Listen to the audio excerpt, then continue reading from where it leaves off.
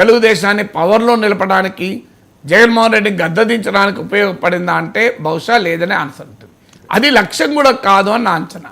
అందువల్ల వితిన్ తెలుగుదేశం లోకేష్కు తిరుగులేని నాయకుడిగా ఎమర్జ్ చేయడానికి ఉపయోగపడ్డది.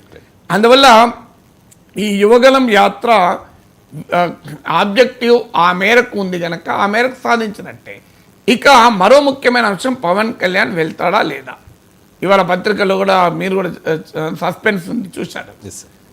పవన్ కళ్యాణ్ వెళ్ళడము, చంద్రబాబు నాయుడు పవన్ కళ్యాణ్ వెళితే ఒక రకంగా ఆ యువగలం పాదయాత్ర సాధారణంగా అది ఎలా ముగుస్తుంది అంటే చివరి సభ వరకు కూడా నడుచుకుంటూ వస్తారు. ఇప్పుడు మీరు బట్టి విక్రమార్క పొంగులేటి చేరిన సభలో ఆయన పాదయాత్ర నడుచుకుంటూ చివరకు ఆ బహిరంగ సభ దగ్గరే ముగుస్తుంది.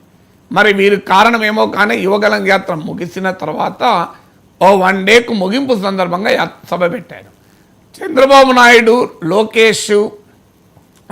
నాయుడు పవన్ కళ్యాణ్ ఈ సభకు వెళ్ళకపోతే అది లోకేష్ సభగానే ఉంటే ఒక లాభం. ఎందుకంటే లోకేషే ప్రొజెక్ట్ అవుతాడు. ఒక్కసారి చంద్రబాబు నాయుడు పవన్ కళ్యాణ్ వచ్చాక లోకేష్ ప్రొజెక్షన్ ఉండదు. అది అందువల్ల ఓన్లీ లోకేష్ సభగా ఉంటే అది లాభం.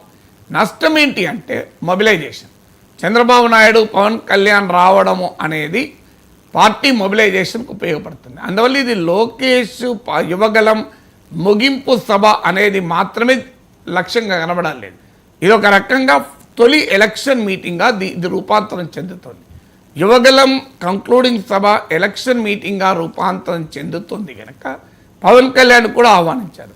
ఇప్పుడు పవన్ కళ్యాణ్ వెళ్ళడం ద్వారా టీడీపీ జనసేన ఎలక్షన్ తొలి మీటింగు మొదలుపెట్టినట్టు అవుతుంది.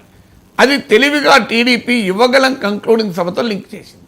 ఇప్పుడు పవన్ కళ్యాణ్ వెళ్ళి లోకేష్ నాయకత్వాన్ని ఎండార్స్ చేయడమా పోకపోతే చూడు టీడీపీ జనసేనల మధ్య సంబంధాలు ఏమైనాయి, ఇది తొలి ఎలక్షన్ మీటింగ్ అయితే పవన్ కళ్యాణ్ ఎందుకు దూరంగా ఉన్నాడు, పవన్ కళ్యాణ్కు లోకేష్కు మధ్య గ్యాప్ ఉంది, ఇలాంటి విశ్లేషణలకు విమర్శలకు అవకాశం ఉంటుంది. అందుకే పవన్ కళ్యాణ్ వెళ్తాడా వెళ్ళడా అనే మీమాంస పత్రికలో కనిపించింది.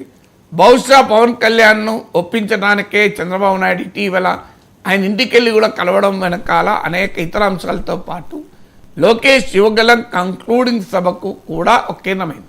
ఎందుకంటే ఇప్పుడు సమస్య ఏంటంటే ఇది లోకేష్ హీరోగా నడిచే సభ, ఇంకా లోకేష్ యువగలం కంక్లూడింగ్ సభ. దీనికి చంద్రబాబు నాయుడు పవన్ కళ్యాణ్ వెళ్ళి లోకేష్ను ఎండర్స్ చేయాలి.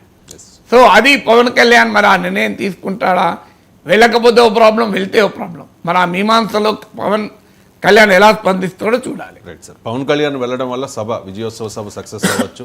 జనాలు చాలా మంది ఫాలోయింగ్ ఉంటుంది కాబట్టి జనసేన శ్రేణులంతా కూడా ఆ సభను సక్సెస్ చేసే అవకాశం ఉంది.